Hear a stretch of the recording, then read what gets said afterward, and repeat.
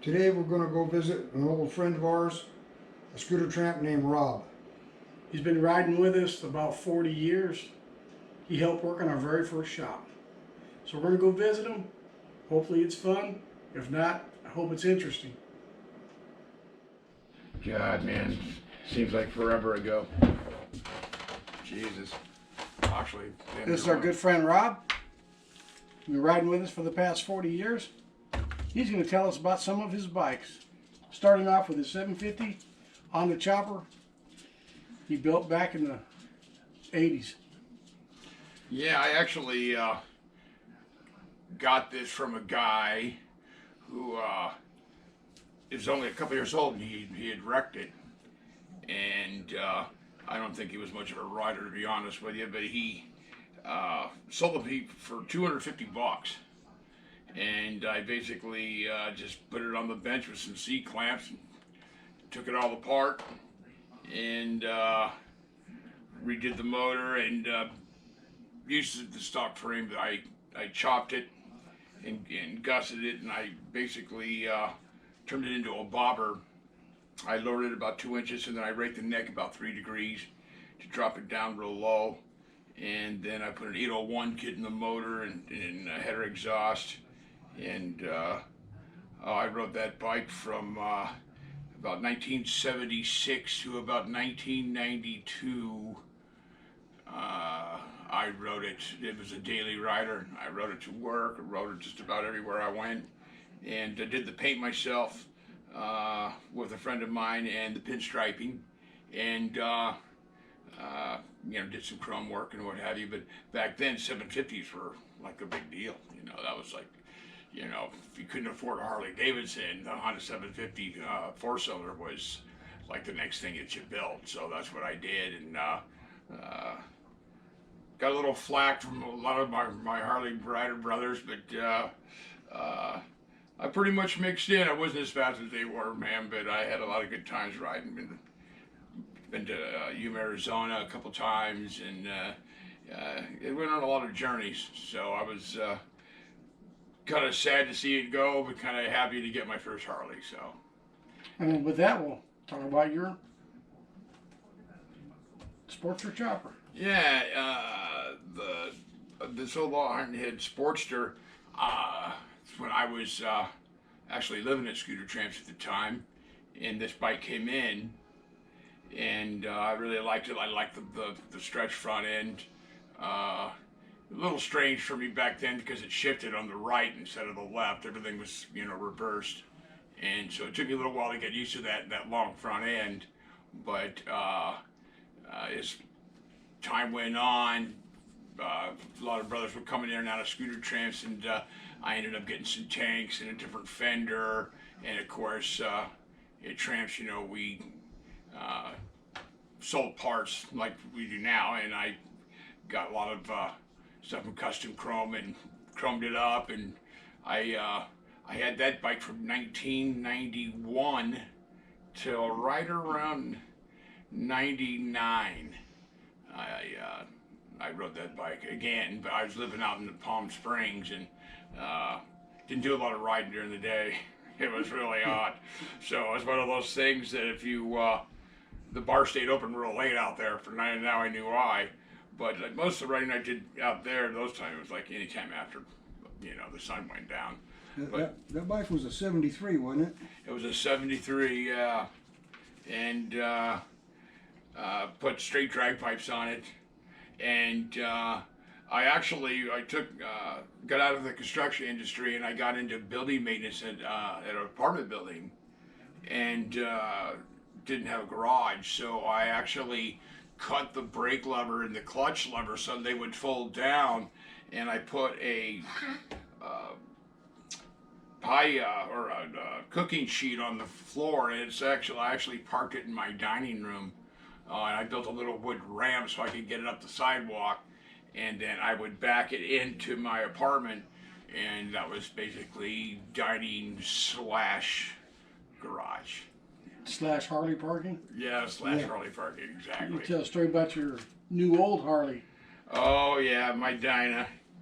What year is that, Rob? That is a 2003 Harley Dyno Y-Glide. It's the anniversary edition. Uh, it. I actually once again came to Scooter Tramps, and at the time I actually had a pocket full of money, and I sat down with Butch and said, "Hey, I got some cash. I need a bike." And it was about maybe 2 hours later, we were on the road to go look at a few bikes. Actually looked at another couple of bikes, but ran into this one. Really fell in love with it. Had really low miles on it, and he had taken very good care of it. And I bought that back in I think it was 2016 when I picked up that Dyna, and it's like everywhere I go, you know, even when we go to a lot of bike runs, whatever, I don't really see too many of them anymore. They're kind of getting harder and harder to find. And then took it into the shop, and Steve had put an S&S gear drive and some new cams in it, and beefed up the horsepower quite a bit, and got rid of all the chain drive that was in there, and it's parked outside my home right now. And I wouldn't trade her for nothing. He asked me once if he could get a good bike at a reasonable price, and this bike was like brand new. I mean, it was perfect. Paint, the chrome, had no miles on it. So even though I told him he could get a good bike, I didn't know you could get a new bike for that price. Yeah, and that was the thing too, because when Steve actually had reached over and clicked the ignition on to check the odometer, and I think it had 5,400 miles on it. Now keep in mind, this was in 2016, and this is a 2003, Dyna. So we're thinking, wow. And Steve and Butch both told me, like, hey, don't rush right into the first, whatever they're asking for. Wait until, we can see, maybe we can, we'll see if we can maybe barter with them and get the price down. And it was actually pretty humorous, because the first thing that Butch said to me is, don't barter, just get the bike. Don't barter, just get the bike. Let's take the bike. And so I gave him the cash, and actually Butch was the first one to actually ride it home. And but where were we? We were in Was it Menifee or something? Yeah, it was Menifee. Wildemar, Well, yeah, it was a little south bit of of a drive. Elsinore. Yeah, it was a little bit of a drive, and the cool thing was it was getting dark by then. But the best part for me was, I got this brand new bike, and for me, brand new, and watching Butch ride it down the freeway, because Steve, we could change the lanes, and I got to see every angle of the bike as we rode down the road. And I'm quite a bit taller than Butch, so it was stretched out a little bit for him, but he had no problem with it, and it was really cool. And then Steve, as we went on with some of these, like, because it's got razor rims on it, doesn't have spoke rims, and it had a lot of really extra stuff, a lot of Screaming Eagle additions that had been ordered from the factory when he got the bike. And it was just really a great experience, because I was like a little kid again, at a candy shop, man. Like, oh my God, I got this beautiful bike, and I got every angle of it. And it was one of those things where, once you get to the top plateau of the Harley-Davidson, which is this Dyna for me, and it's of course the twin cams are gone now, but it's a carbureted bike, and it's a 5-speed, so it's not fuel injected and doesn't have the extra gear.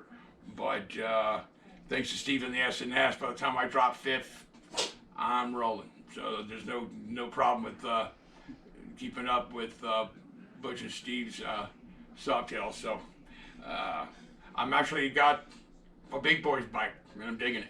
So. And like you said, it had all accessories already on it. Chrome lower legs, chrome packages. It had the mags that were been plated. It was a beautiful bike. For the price, it was just perfect. I mean, you couldn't get a better choice. Yeah, somebody pumped a lot of money into that bike and parked it. And Robbie gets to take advantage of that. Yeah. Oh yeah, and the thing was is we looked at a lot of different bikes, and they were way overpriced. For what those bikes were, they weren't nearly the condition, and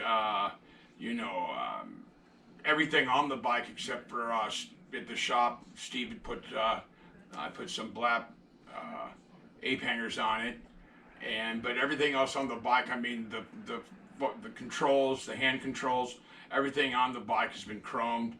But I want a little contrast. So that's actually everything on the bike, the seat, everything on the bike is stock from Harley from the anniversary. And of course, it's got all the badges and everything on it from the anniversary edition. And I get a lot of comments from people where I go that are riders that they're like, "Hey, man, you don't see them. You don't really see them. Even at a couple of bike shows we've been to, I think the Born Free ride." There was a bike show there, and I think there was a Sportster there. I don't remember. I think it was just an anniversary Sportster.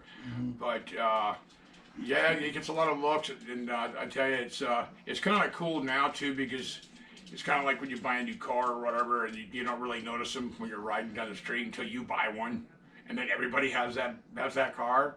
Well, in my situation, it's I haven't ran into one yet, so that's kind of unique. Didn't you win a award at the bike show at the toy run? I did. I was at the Abate toy run, and I parked it out there, and there's a lot of really beautiful bikes, of course. But yeah, I got an award for my Dyna, and I came up immediately and hung it on the wall. So I had bragging rights, and I'm hopeful that I'm probably going to do it again this coming year. So it's one of those things where it's kind of a good thing that I don't have a big garage, because even though I wouldn't ride them all, I would probably still have a couple more twin cams, and it was just a fluke that we actually got the bike, because Butch had called. Remember when you'd called the guy that owned it? He was actually a trucker, and he goes, "Well, I'm on the road, and I wouldn't be able to do it till the weekend." So with Butch's enthusiastic bribery, pretty much told the guy, "Hey, look,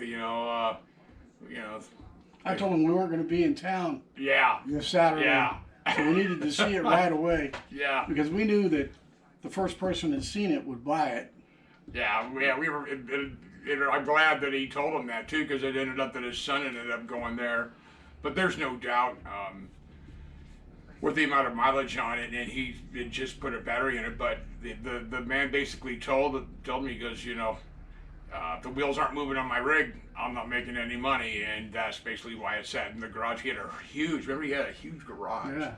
It was like a barn. Great toy box. Yeah, and he had all kinds of like sand rails. He was really into all that, and the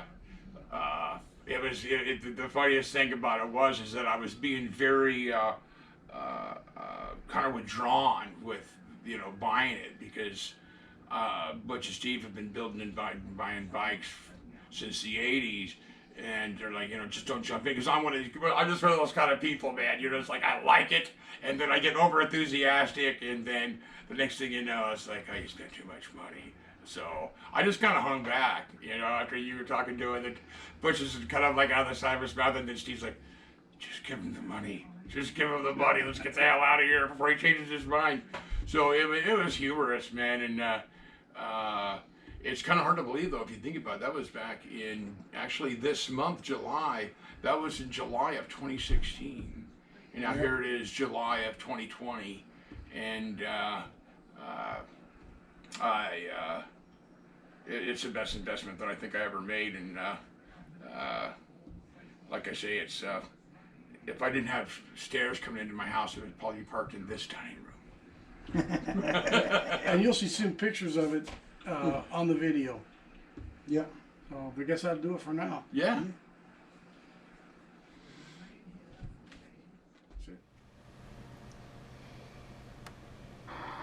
To get your genuine Scooter Tramps merchandise, go to our website at www.scootertramps.biz, or go to eBay and enter Scooter Tramps and you go right to it.